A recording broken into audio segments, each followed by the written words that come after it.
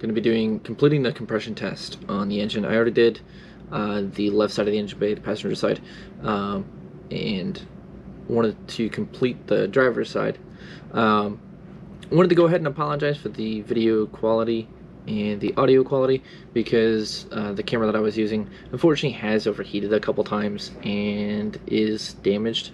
From now on, that will be used for external shots where we suction cup it to a car or something like that, such that, you know, if it is damaged, it's no too terrible a deal. It would still suck, but, you know, hey. However, what you're seeing me on now is a brand new GoPro Black 8. So picked that up just today. Mind you, I filmed everything that you're about to see last night, so hopefully we have this ready to go by noon tomorrow, and yeah, hope you guys enjoy. So I can't have this like too loud because, like, you know, copyright things. Okay, so here's what we're doing, because I haven't explained this and I've already done half the process already. Doing a compression test on my motor as I'm getting ready to do some more engine mods. Just to kind of get an idea of like how the engine's doing, and trying to let my tuner know like, hey, this is what we're looking at, and I'll get her going from there. Right now, that side is 180 and 185. Sorry, 185 on the rear, 180 in the front. So cylinder 1's 180, cylinder 3's 185. However, when I did the initial, I tried to do this already once. That's actually the third time I tried to do this. The gauge that I was using was only reading 135 psi max. That gauge, it happens. That one's reading correct. So, yes. I'm also kind of half with it because caffeine. So, all four cylinders tested at like 130, 135. So we've got those two done so far. You're supposed to do it on a hot engine. So I'm doing two things different. You're supposed to do it on a hot engine, and you're supposed to have all four plugs out of the engine. I'm just doing one side. And also the engine's cooling down by now, mainly because trying to do a compression test on this thing hot is next to impossible, because it'll burn you every single time, because the cylinder head is about yay deep, and that's how far you have to go to get the damn spark plug out. So real quick, I'm gonna rip the sleeves up real quick and try to get the coil packs out on this side, because I've already done that side. When I was doing the compression test originally, though, I did drop the cylinder 1 coil pack by accident, and it actually damaged it, such that under high load it's starting to cut, and the spark doesn't quite, it's misfiring. So I just picked up another set from a guy in New Jersey. Alright, there's the 10 mil. Here's the 10 mil that holds the coil pack in. And then, so that's the rear one. The rear one's the tightest one because the fender rails are kind of shaped like this. Or frame rails, not fender rails. Alright, there's both the coil packs.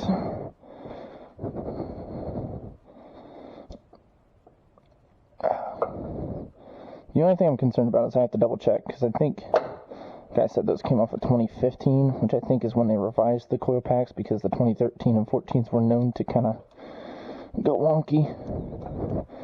Let's take a look at the connection here. Okay, cool, looks good to me. This one's good. Well, actually both of these on this side are good. So I'm not, like, I don't have to replace these. It's provided that I don't drop them. I heard it. I felt it.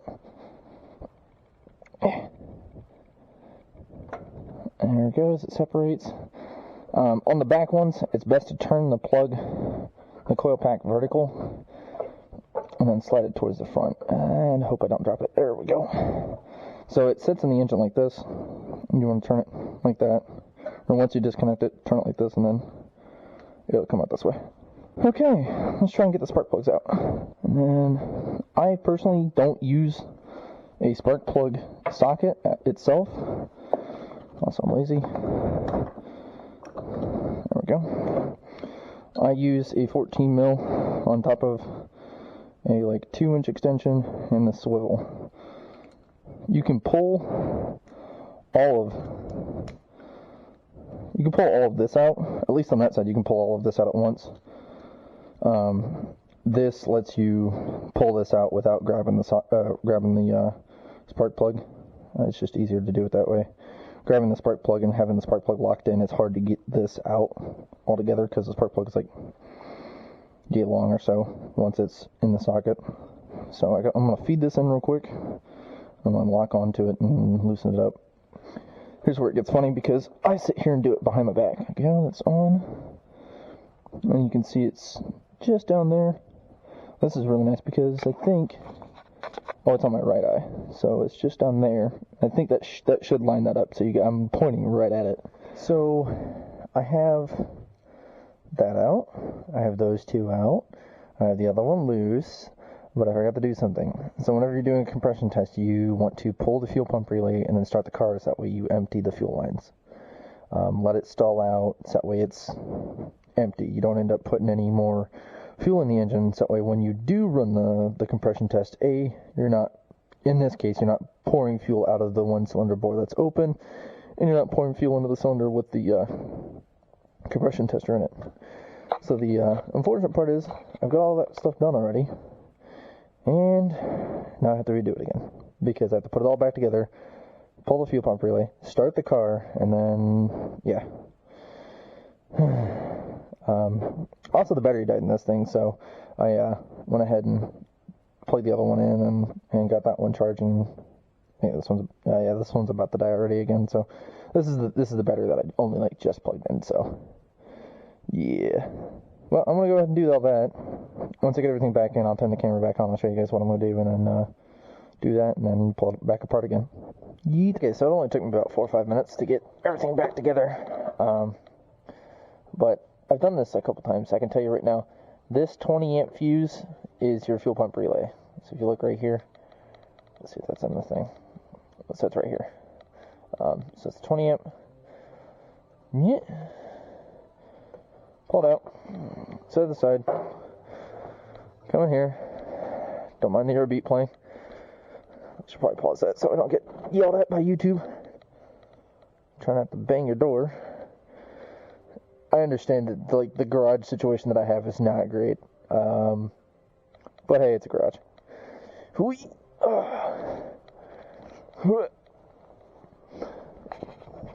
Get my leg inside the car. There we go. And then shut the car. Should be starting.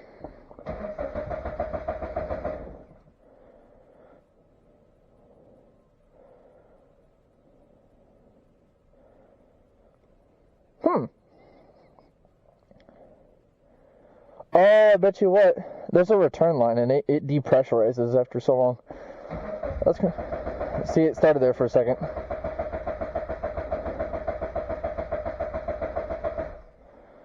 Alright. Let's do that one more time then.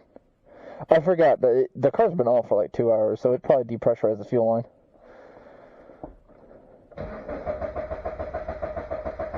4, 5, 6, 7, 8. Any residual fuel should have pushed it out. Usually you'll run it for a minute or two and then it'll stall out, but that should be fine then. So, alright, now let's go ahead and get back in here. It only took me, probably what, a minute or two to pull that bolt out. I forgot I could stick my whole thumb down here, so this one comes out a lot faster, just because I can reach it all the way.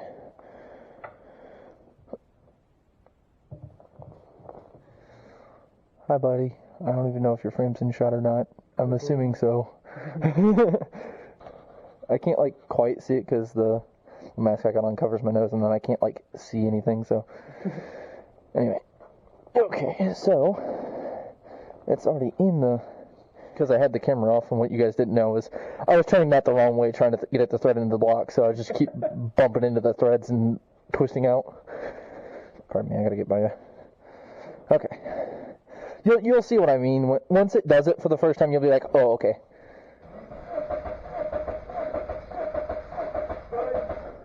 Between 150, that's 165, that's 170. So it's like 178 or so, which is good. That's really tight right now. So that one's 185, that was 180, this is 178. And then you're checking each cylinder. Okay. Yeah. That's interesting. It's amazing how quickly that went once you turn it the right direction. Okay, go ahead and grab a hold of that.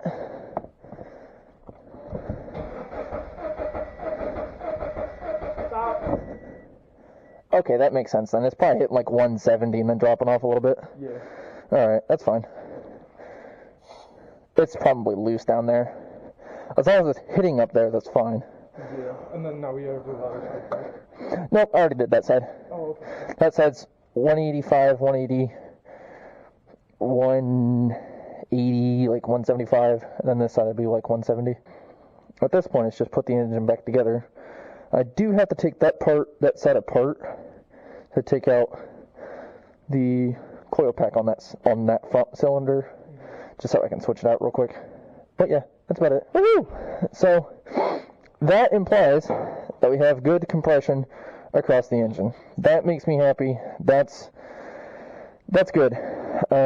That's been on the car for at least 70,000 miles, and I have beat the shit out of the car. So you know, it is what it is. I'm not saying that I intentionally beat the shit out of the car. I do make sure it's warm and everything.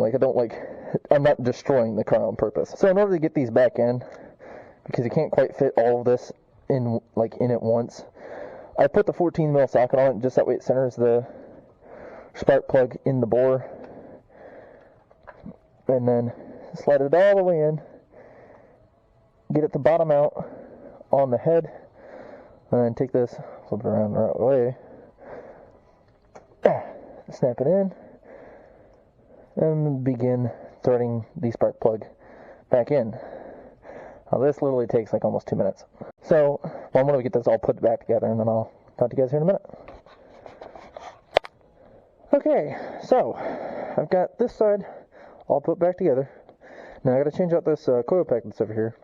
Now I believe there is something that actually covers, well, I know there's supposed to be a cover over there, but I don't have it. I don't recall if that came on the car or not.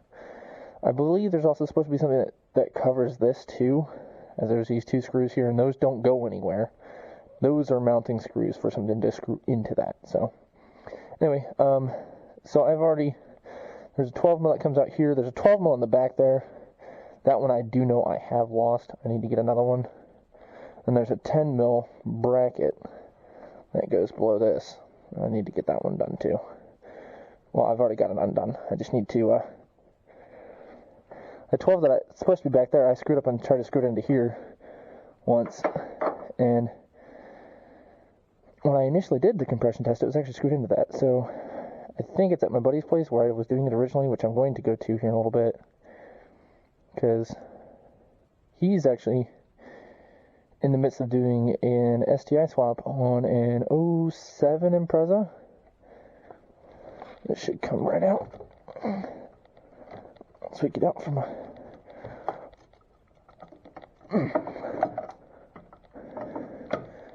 There we go. Set you over here. And then I do know it's this coil pack right here that's messed up, so we will get onto that real quick. Ta-da! This one's the bad one. So we're going to grab that, toss that there. And then I have two good ones I did buy used.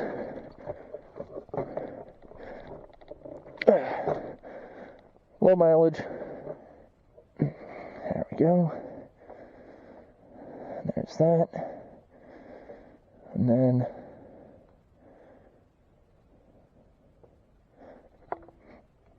there we go. I heard the click. Get that all the way pushed in there. I'm not sure if I mentioned it in my ramblings, but the other side took me way longer to get it all put back together because there is actually less room on the other side. So like the front has less room than this one. It's because the cylinders sit like this. So alright, so that's all good. Let's grab this guy, get him back in. Alright,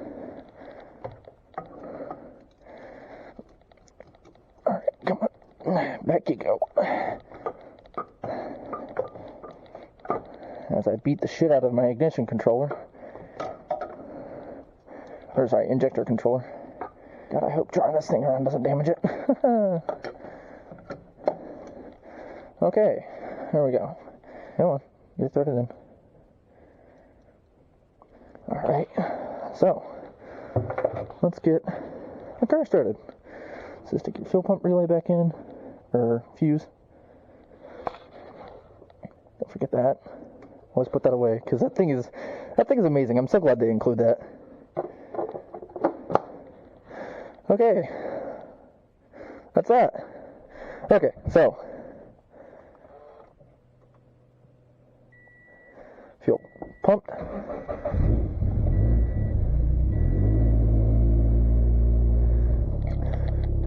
Okay, cool. So this goes back to my buddy. Thank you so much, Adam, for letting me borrow that. I got some notifications in my phone.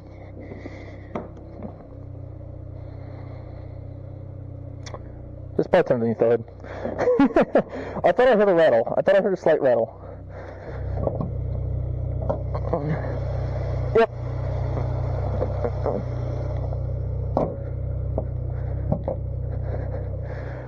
Hope you guys enjoyed. Keep an eye out on things. You'll probably be seeing more from me here soon. And yeah, also, because I have yet to mention it, because I don't think I've shot a video since it's been a thing. Check out teamcloudchasers.com. I have merch now. I've done most of the designs with Will and one of our friends, Elise, and they've been a big help in getting that going. So check out the website, buy some merch, I don't know, do some cool shit. Peace out, fam.